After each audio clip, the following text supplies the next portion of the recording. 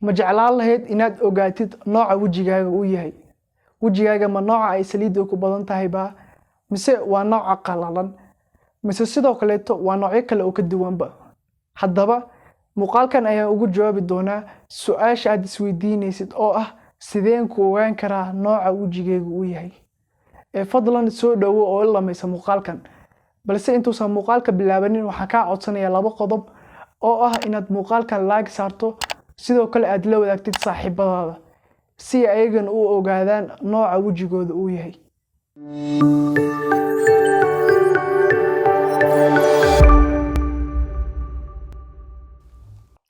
Assalaamu calaykum waraxmatullaahi wabarakaatuh. Soo dhawaada dhammaan saaxiibayaal. Si aad muuqaalka hordhiciisa soo aragtaybo, muuqaalkan waxaan rabaa inaan ku sharxo qaabka ugu fudud ee aad ku ogaan kartid nooca wejigaaga uu yahay. Saaxiibo badan oo waxaa jiro isoo weydiiyay qaabka lagu ogaan karo nooca wejigooda uu yahay ama qaabka ay ku ogaan karaan nooca wejigoodaba. Intaan u gudbin qaabkaad u ogaan lahayd nooca wejigaaga uu yahay, waxaan rabaa marka hore inaan kuu sheego faa'iidada ay leedahay inaad ogaatid nooca wejigaaga uu yahay.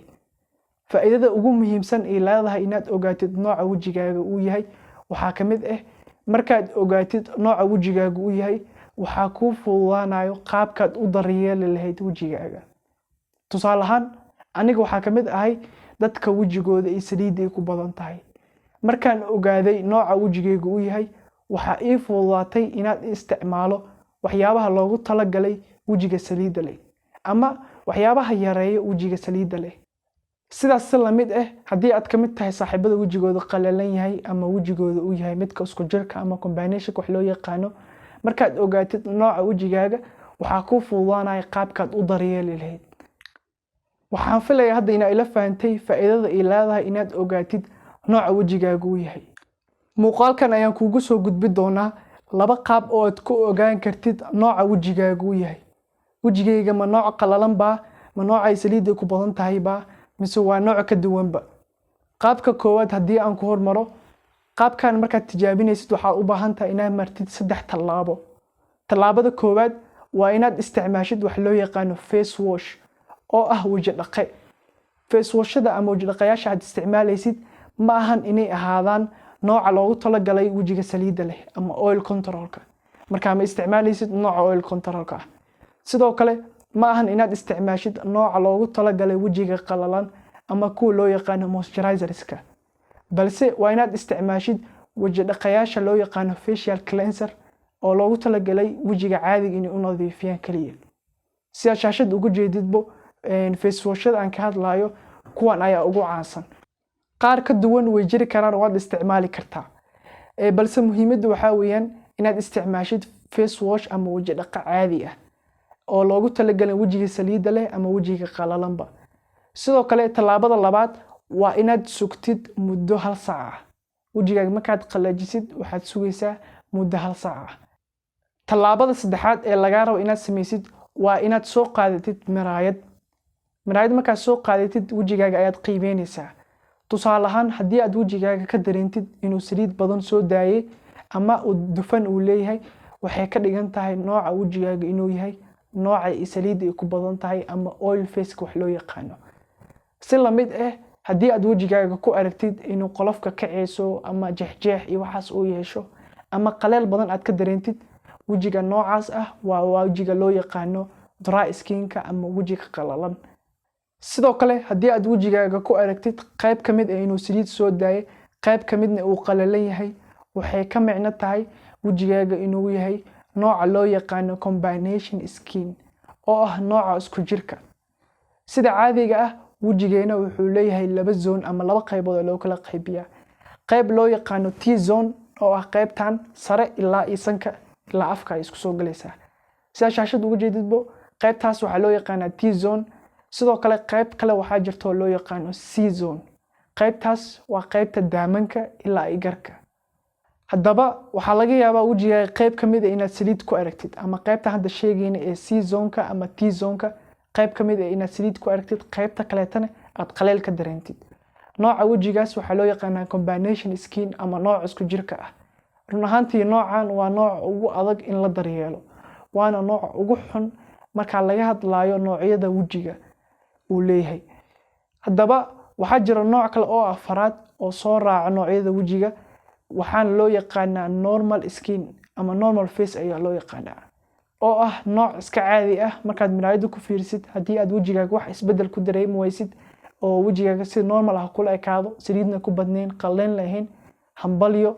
nooca wejigaas waa nooca ugu fiican ee marka laga hadlayo noocyada uu jirka uu leeyahay, waxaana loo yaqaanaa mid normal ah ama mid iska caadi ah. waxaa filay inaad ila fahantay qaybtan koowaad oo aad ku qiimeyn kartid nooca wejigaaga uu yahay. haddii aan u gudbo qaybta labaad ee aad ku ogaan kartid nooca wejigaaga uu yahay, marka ugu horeyso waxaad qiimeynaysaa wejigaaga markaad hurdada kasoo kacdid. tusaale ahaan markaad hurdada kasoo toostid, muraayad ayaa soo qaadanaysaa, wejigaaga ayaa qiimeynaysaa. markaad u fiirsatid wejigaaga, haddii aad sanka iyo hareerihiisa aad ku aragtid saliid badan, waxay ka dhigan tahay nooca wejigaaga inuu yahay nooca ay saliid ay ku badan tahay ama oil face-ka. si lamid ah haddii aad qaleel ka dareentid, nooca wejigaaga waa nooca qaleelka ah. si lamid ah haddii aad wejigaaga qayb ka mid ah saliid ku aragtid, qayb ka midna aad ka dareentid qaleel, waa nooca wejiga loo yaqaano combination skin-ka. run ahaantii waana nooca ugu adag ee la daryeelaba. muuqaalada soo socda ayaan ku sharxi doonaa combination skin-ka iyo sida ugu fudud ee loo daryeelo.